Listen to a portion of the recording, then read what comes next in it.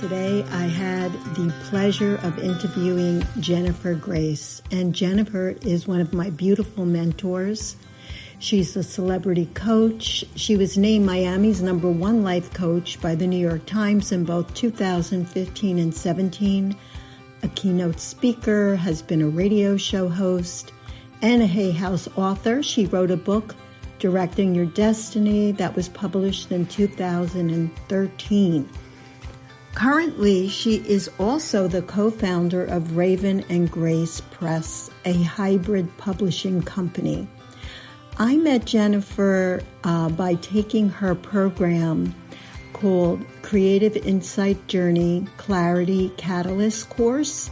And originally, I took this program about 8 years ago, maybe even 10 years ago, and then I became a trainer.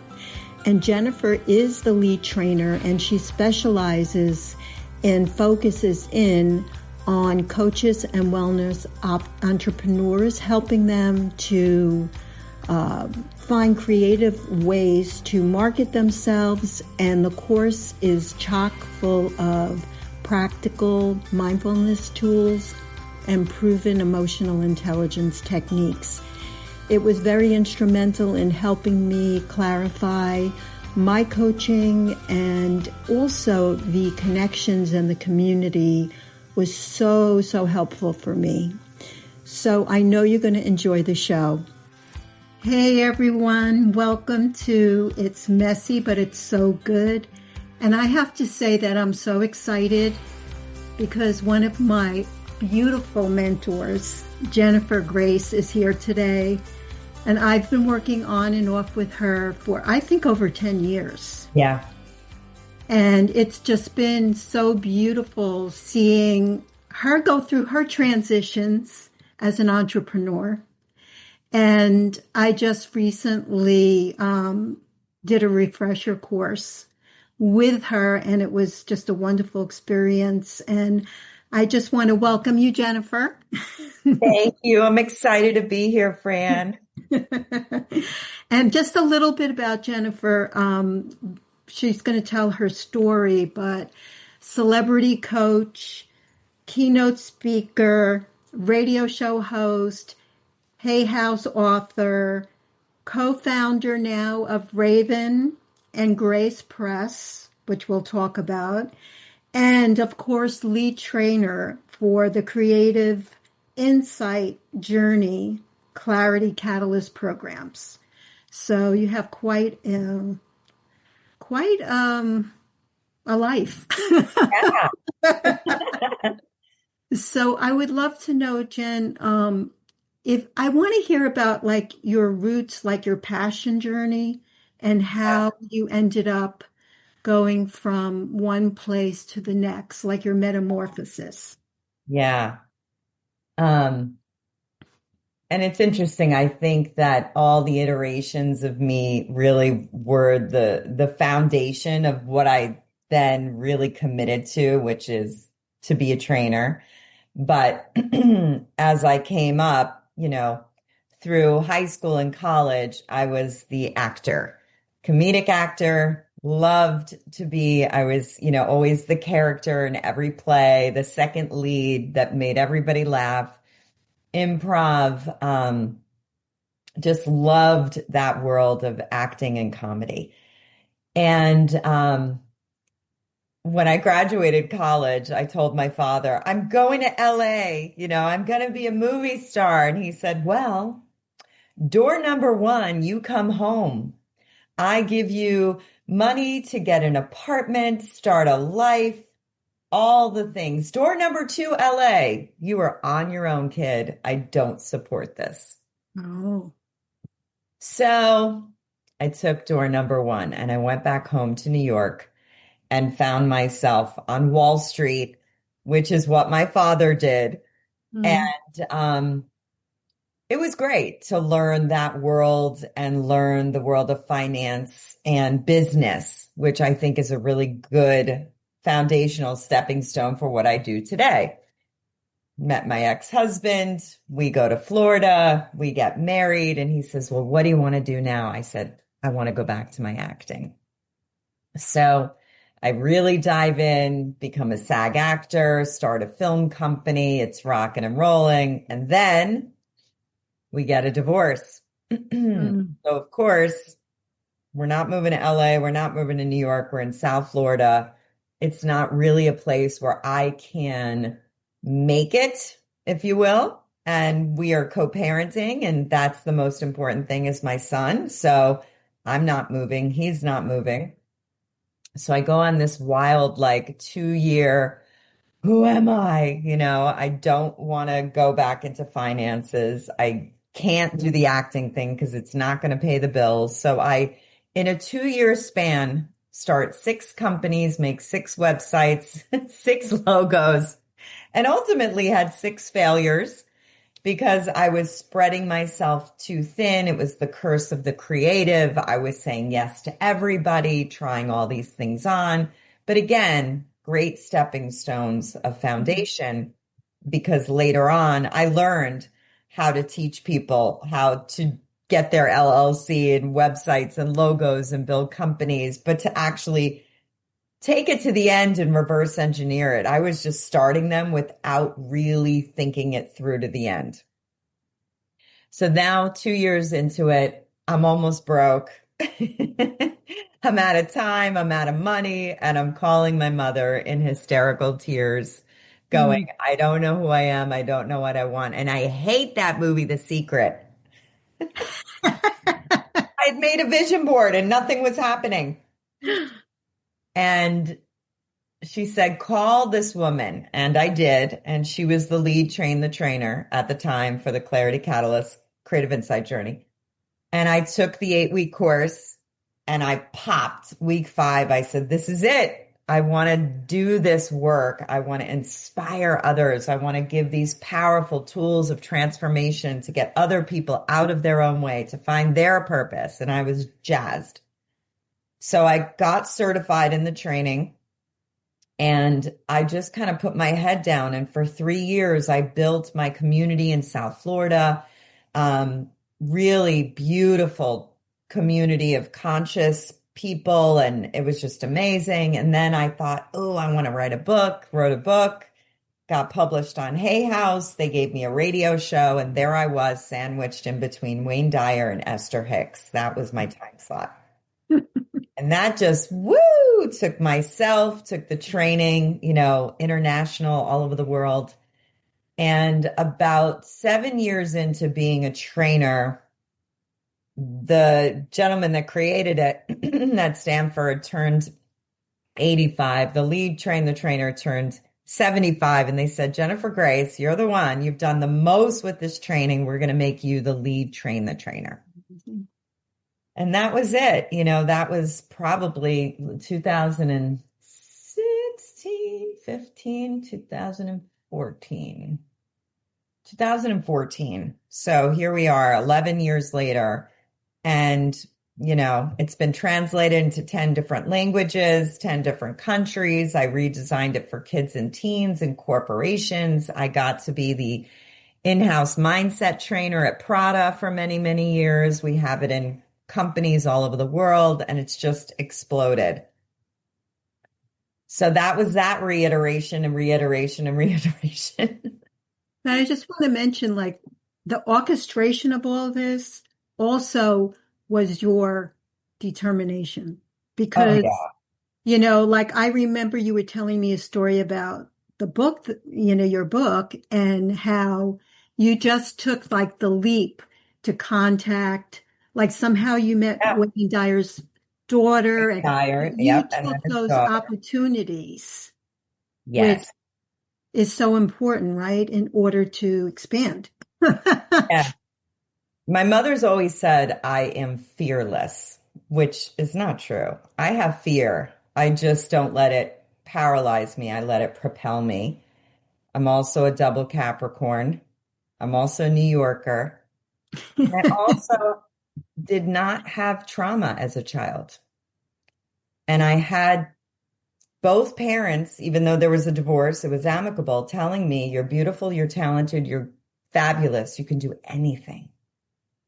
And when you get that kind of realistic, and also where I could improve, and just like an honest upbringing of empowerment, encouragement, that's what happens. You go for it, which is why I love being a trainer, because I get to be that for my students who didn't have that.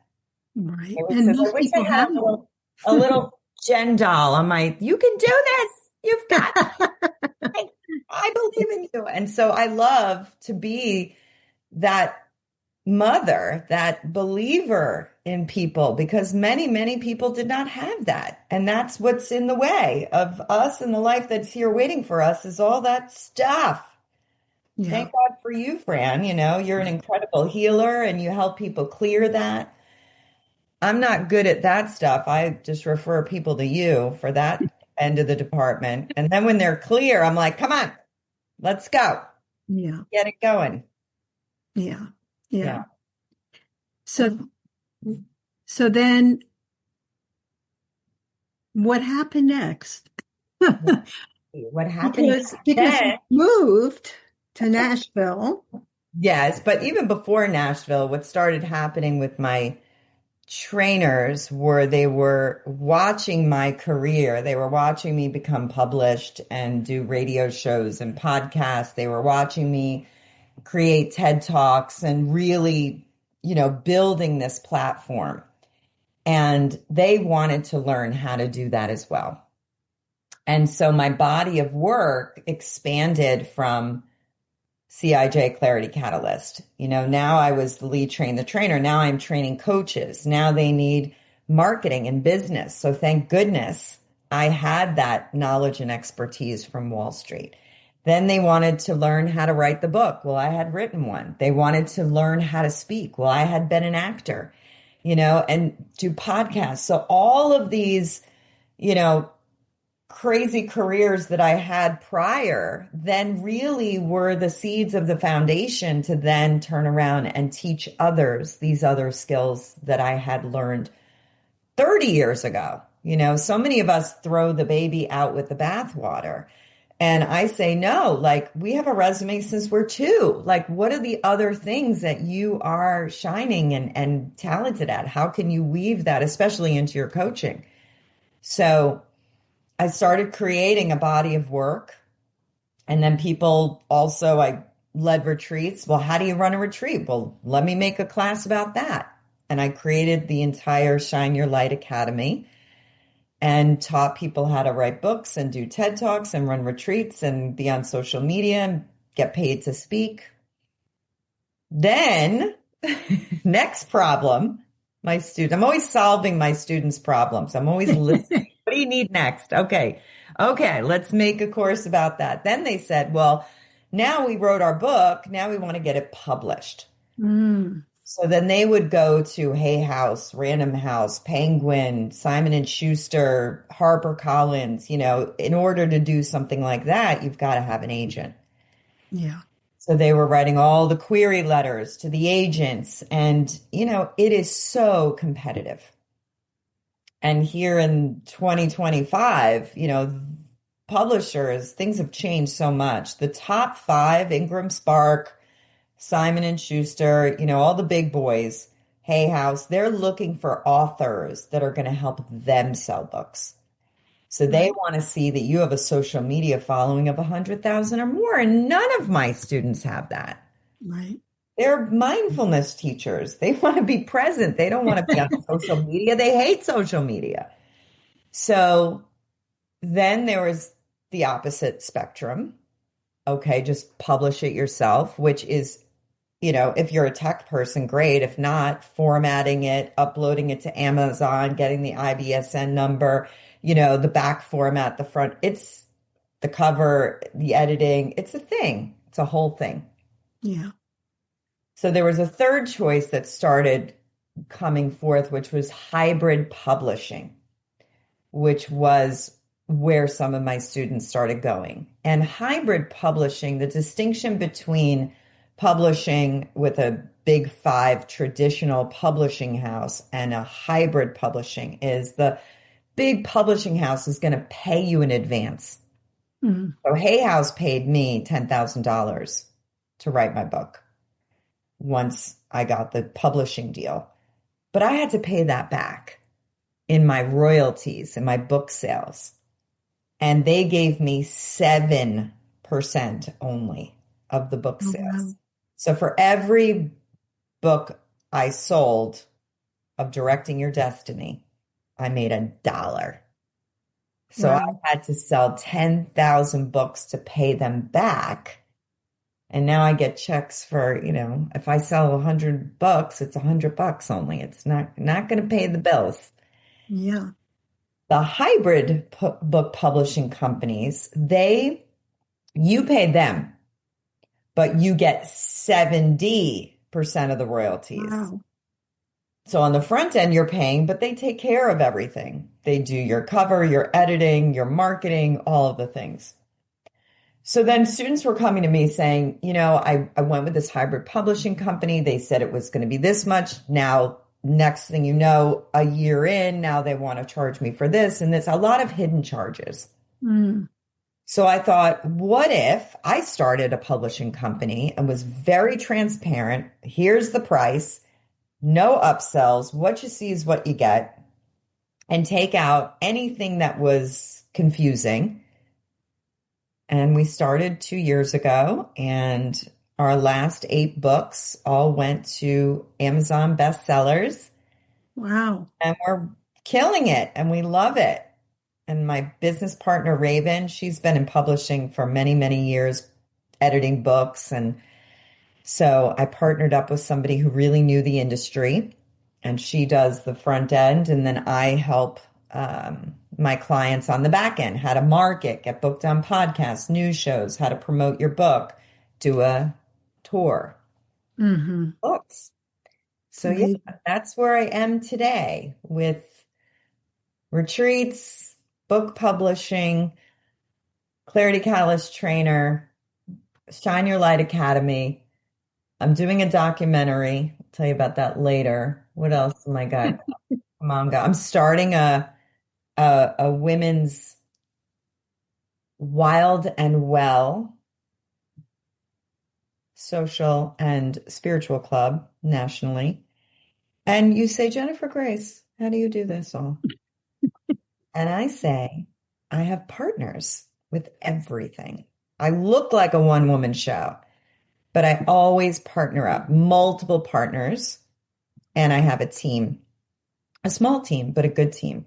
So I might be orchestrating, but I'm not in the minutia and doing a lot of the executing. So I'm able to run multiple projects at a time and still walk and do yoga and spend time with my Yeah. partner, travel and do all the things. And travel.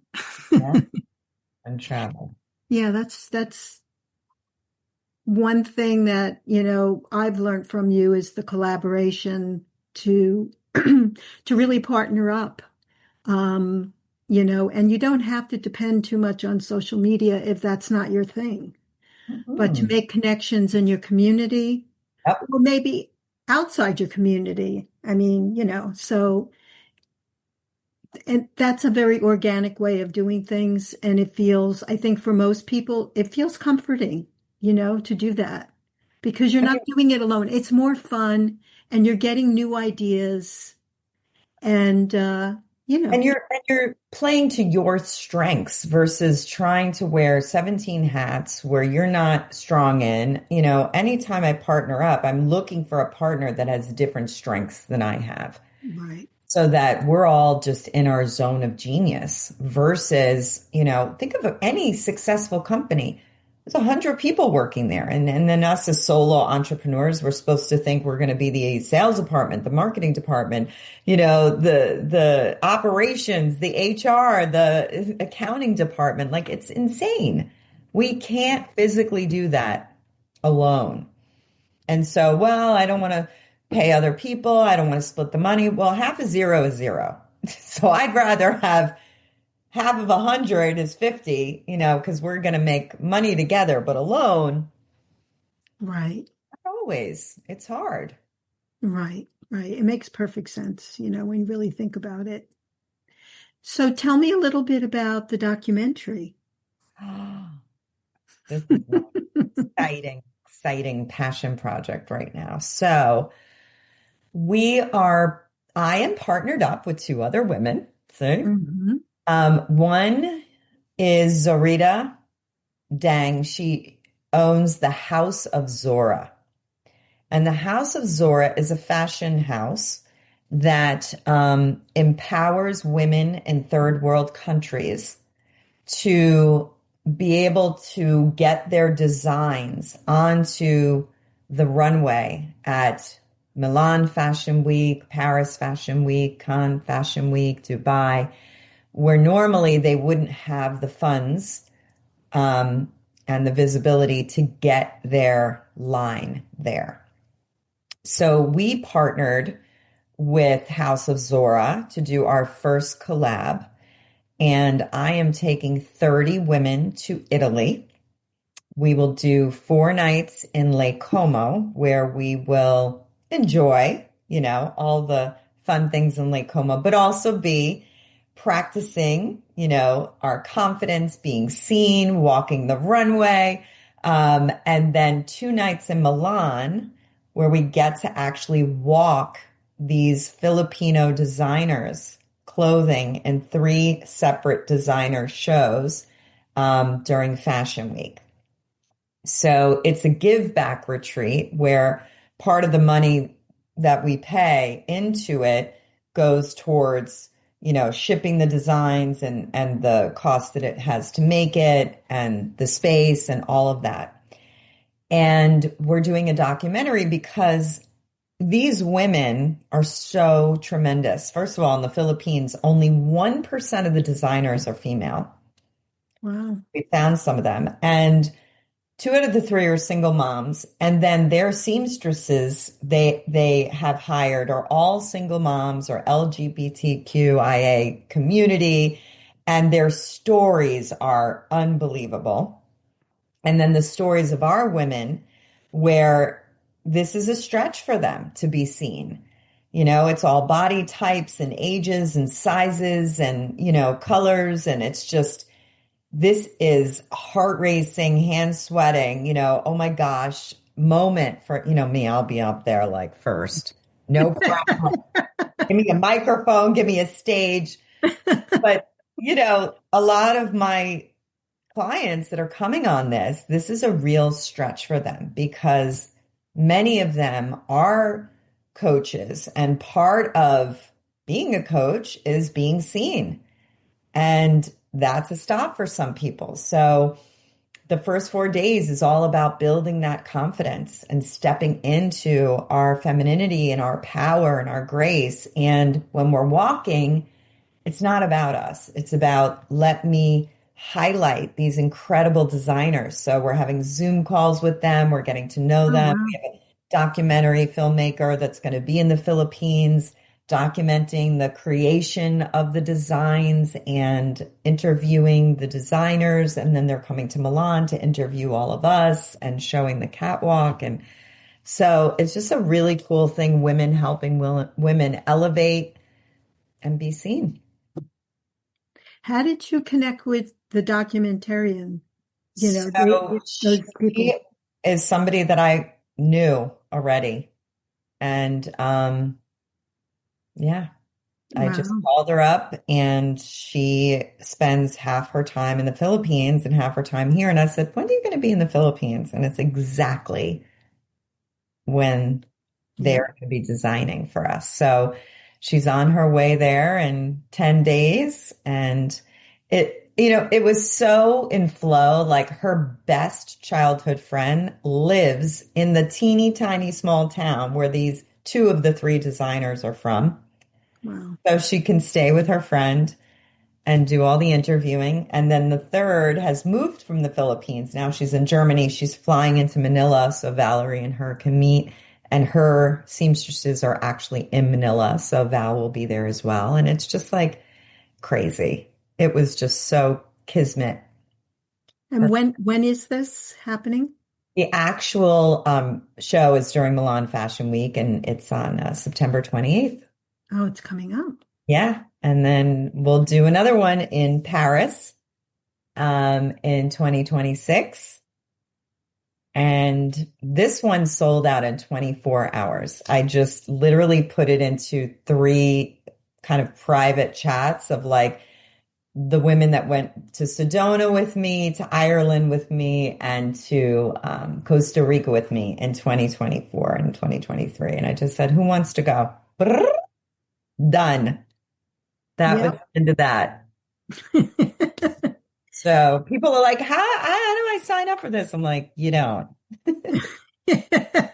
I have to give it to my client. You know, I've been running retreats for 15 years, and I have clients that travel with me everywhere, and they, you know, get the first dibbers. And Yeah. usually I mean, I was going to do 20 women. It was like I had to open up 10 more spots. So Wow.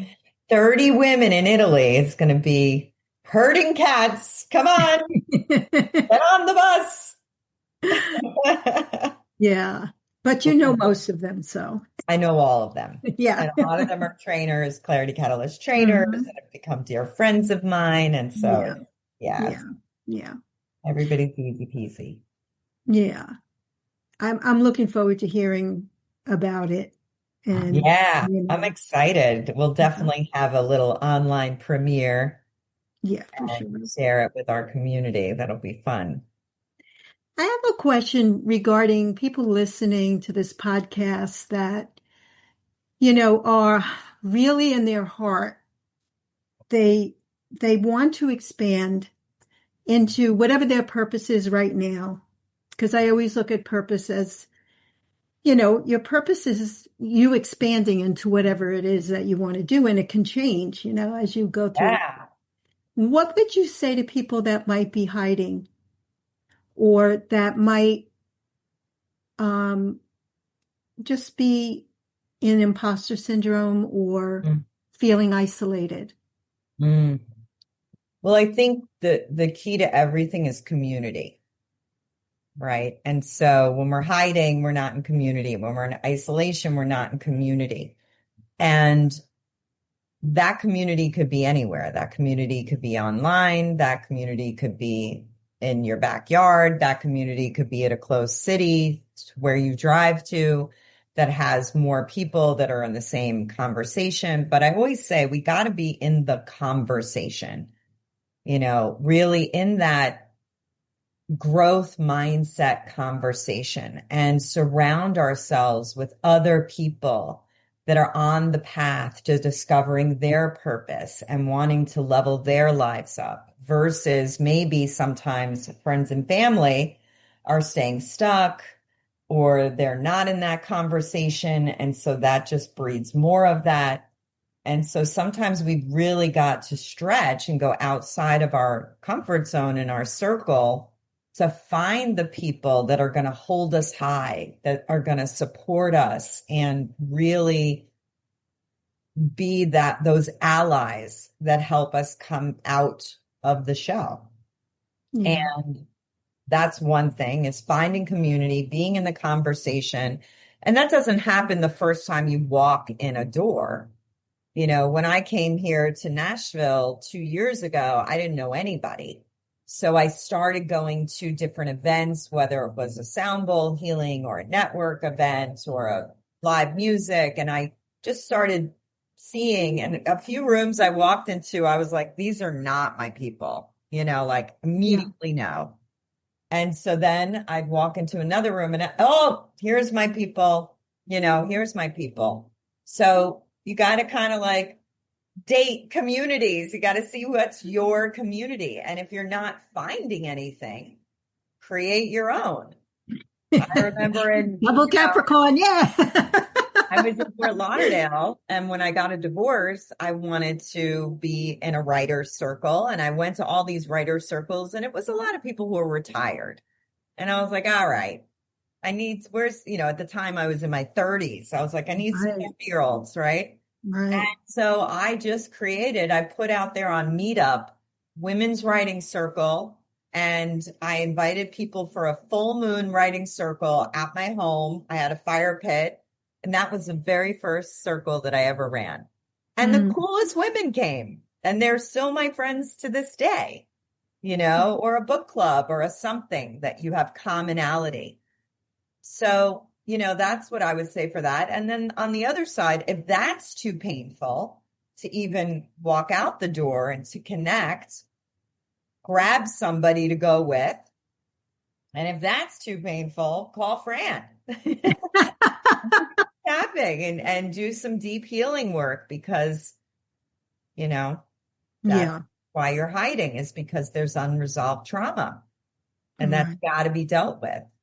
Before Exactly. you find your purpose and get the clarity, if there's just a stop even there, we've got to do that deep work. And there's no easy pill, Yeah, that's so true. fortunately. Yeah. Yeah. Tell me a little bit about what you're doing now, what you have coming up, especially maybe related to your publishing company. Yeah. So every quarter we do a contest, a book writing contest, because again, a problem I saw with many of my students is they would start their books, but not finish them. And so we do a contest, a 2-month accountability writing contest, where for 2 hours a week, you meet with either myself or Raven online. We all write together, and then you declare your author hours for the week that you're going to write. And, if you want to write a 40,000 word book and you figure out day one that you write for an hour and you're able to write 1,000 words in an hour, that's 40 hours. So if you're writing 5 hours a week for 2 months, at the end of those 2 months, you will have a completed manuscript.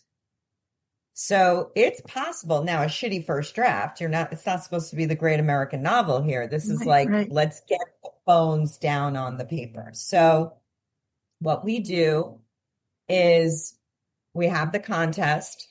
It's like $97 to join for the enrollment fee. And once a week for 2 hours, you write in community with other authors. And then at the end, you submit your shitty first draft, not the whole thing, actually just a chapter and the log line and what it's about and, your content of chapters. And then we, Raven and myself, choose the top 5. Then we all get online and each of the top 5 will read an excerpt of their book and speak about it. And then the writing community will choose the winner. And that person will win a Raven and Grace publishing deal with us, which is at $12,500, which gets them all the editing, the formatting, the uploading into Amazon, Barnes and Nobles, Books and Books, 347 bookstores. And then they work with me for a few months doing all the marketing, helping them get on podcasts and morning shows and, everything they need to get the book out there. So they get that whole package. So Jill Lawrence just won the last one, and we're working on her book now. And then there were 4 runners up that we gave also a little bit of a discount, gift certificate of like $3,000 for them to use. Wow. Yeah. So it's really fun. And if people go to ravenandgrace.com/contest, our next one's coming up, I think September 15th. Yeah, if I'm correct. Yeah, that's coming up soon. And this podcast will definitely be out before that. So people can go to the show notes. I'll have all your contact information there. And and then they can get in touch with you for many of the different things that you do. Now, have you ever written a book, Fran? No, I haven't. I think you need to be in this contest. One thing you haven't done. You've done it all. Done it all, Fran. It's funny. I just I could see writing a memoir, right, at this point in my life. Sure. But it's not something that I really thought about, Most people that are coming to us are writing more like self-help, memoir. We do get some children's books. We do get some fiction, but mostly because my whole world is coaches and healers. Yeah. But we did do a fun book. It was a chapter book, Heal to Lead. Mm, And it was stories, just a chapter of where I was, where I got to, how I healed myself in order to lead. mm, And so we'll probably do another collection book or so. I'd like to do a creative one where it's creative fiction short stories, like 20 authors in one book. And then also, I think I'm going to do one how you've healed to lead, but a physical thing versus trauma. This would be, have you healed your diabetes? Have you healed weight loss? Whatever those things are. hmm And how did you do hmm that with hmm healing modalities and food and natural modalities? Yeah. I have a lot of health coaches that I work with. Yeah.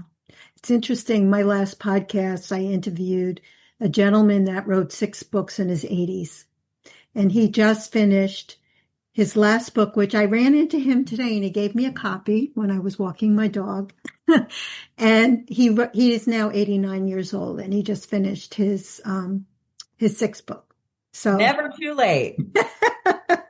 exactly. Example. So we're going to wrap up, but I always ask my guests this question. What do you think your greatest gift has been on your personal passion and To purpose me, journey or me for gifted you? For you personally, what is the greatest gift you have received?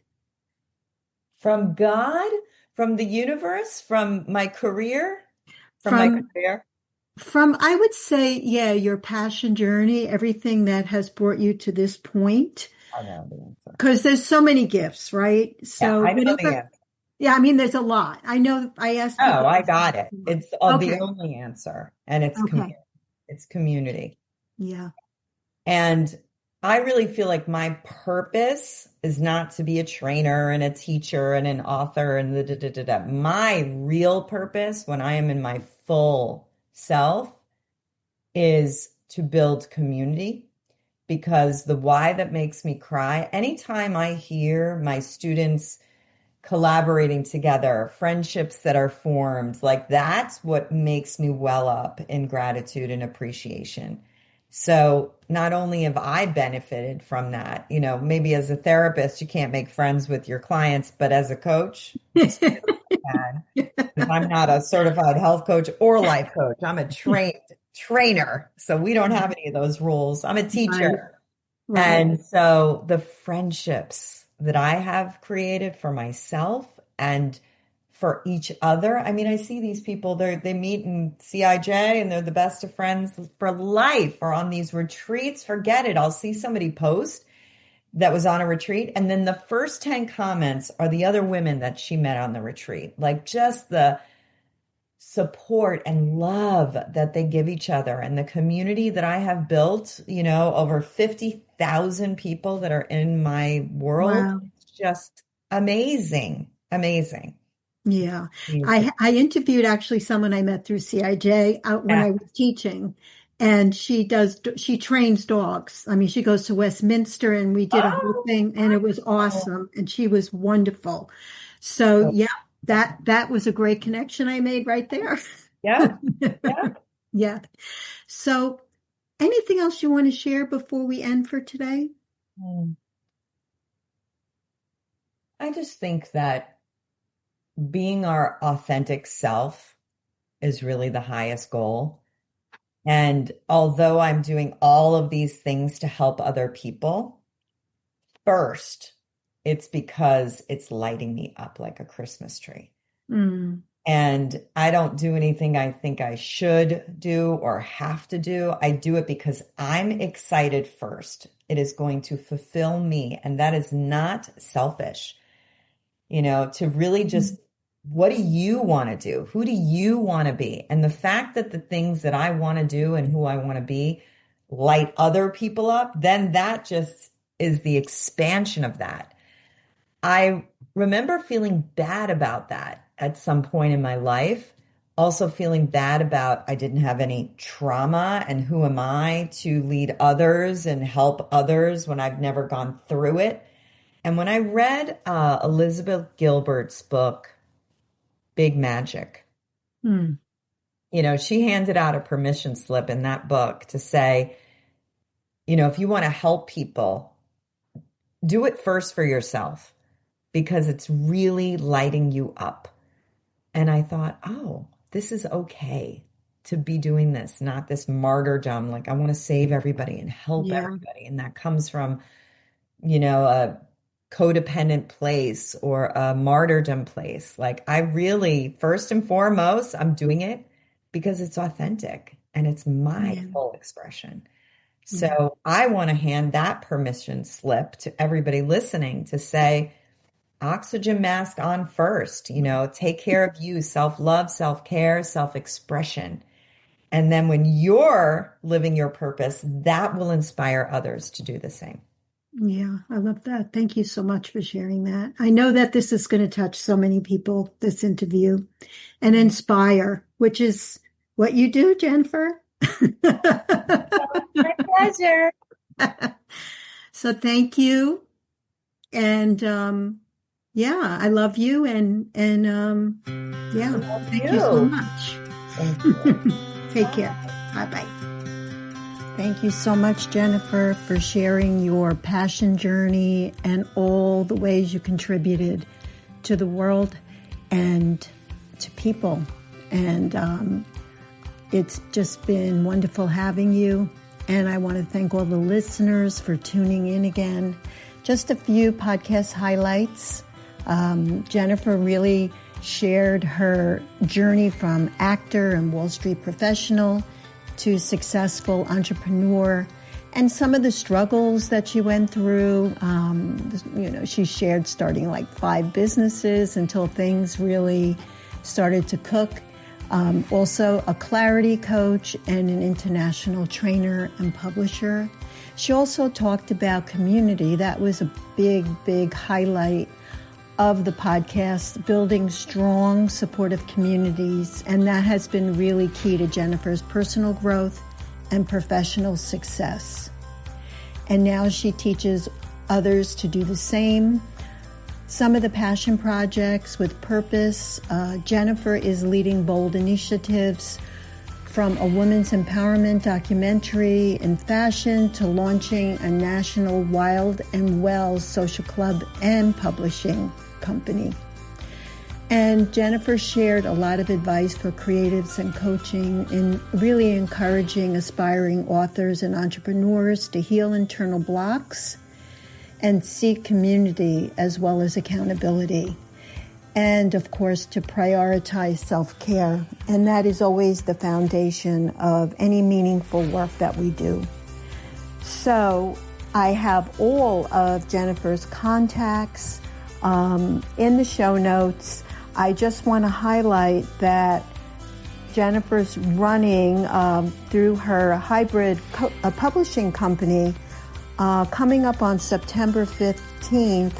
Raven and Grace has a 2-month book writing contest, and the winner will win a free contract with the publishing company, which is worth probably over $10,000. The link for that is www.ravenandgrace.com/contest. It's also in the show notes. I just want to mention that if you want to become a trainer for the Creative Insight Journey Clarity Catalyst course, and you are a coach or a wellness entrepreneur, go ahead and contact Jennifer. You can reach her many, many different ways through her website, through Instagram, and so forth in the show notes. And if you're just interested in starting out and taking the training, I do teach it, and I'd be happy to go over more information with you.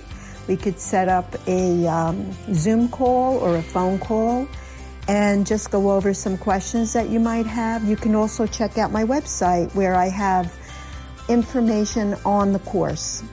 So again, thank you so much, Jennifer. I really appreciate you coming on the show and sharing, your passion journey and how you were able to navigate through some of the barriers. And we all know that things get messy but they are so good. So we'll see you next time.